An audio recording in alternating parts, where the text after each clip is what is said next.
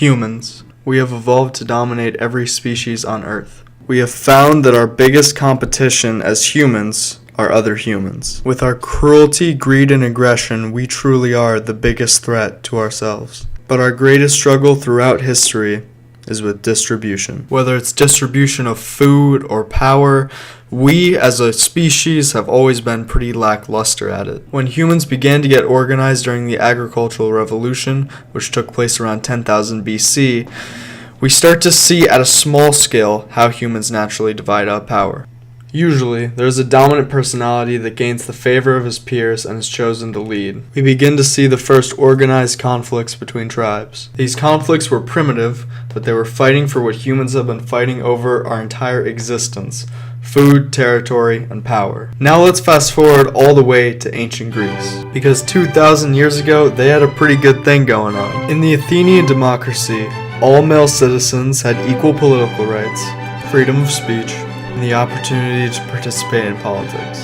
But one of the most famous philosophers of all time, Socrates, disagreed heavily with democracy. Socrates argued that voting in an election was a skill that not everyone in the population had, so this would diminish the quality of the elected leaders. He more despised the Athenian system, especially the system of randomly choosing people for positions of power. He thought this was even more idiotic because it takes more skill to hold political office than to vote. Now let's move forward to one of the most powerful leaders of the ancient world, Alexander the Great. Alexander the Great had an unprecedented share of power as he conquered the largest empire of his time, the Persian Empire. His government was that of an empire, making to say massive expansion and sharp decline in military states have shown throughout history. Like many great generals, he was great at conquering and lackluster at building. After his death, the territory he had conquered was split into 3 separate empires. Moving on to a civilization that did last a long time, the ancient Romans had an incredibly interesting run as they transitioned through multiple types of political systems. It all started with the totally true story of Romulus and Remus, 2 brothers who were raised by wolves and would grow up to fight for who would be the first king of Rome. Romulus would win. The kingdom of Rome only lasted from 753 to 509 BC, making it the shortest time period in Roman history. Following the fall of the kingdom, Rome transitioned into a much longer stage, the Roman Republic. The Roman Republic lasted about twice as long as the kingdom, from 509 BC to 27 BC. In the Roman Republic, there are 2 broad classes, the patricians and the plebeians. The patricians were the aristocrats of wealthy families, and the plebeians were the regular citizens. There was also a very large slave class that the economy depended on. This consisted of prisoners of war, immigrants, and of people who were enslaved as punishment for crimes as well. The Roman Republic had a Senate comprised of senators that were elected by the patricians or the elite class.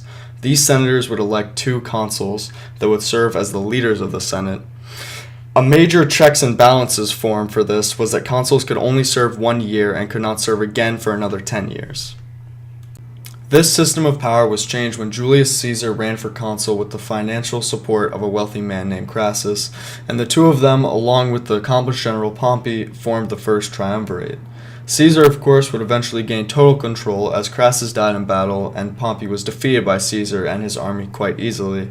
Caesar was named emperor/dictator for life, thereby destroying any kind of democratic influence on Rome.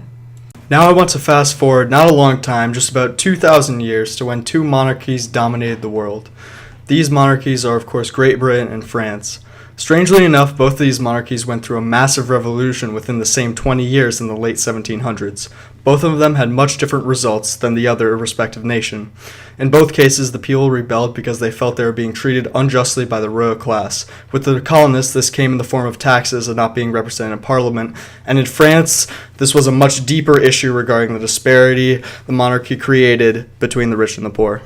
Both of these revolutions had such a huge impact on their respective nations, but the question I want to ask is, did these revolutions negatively or positively affect their nations in the long run?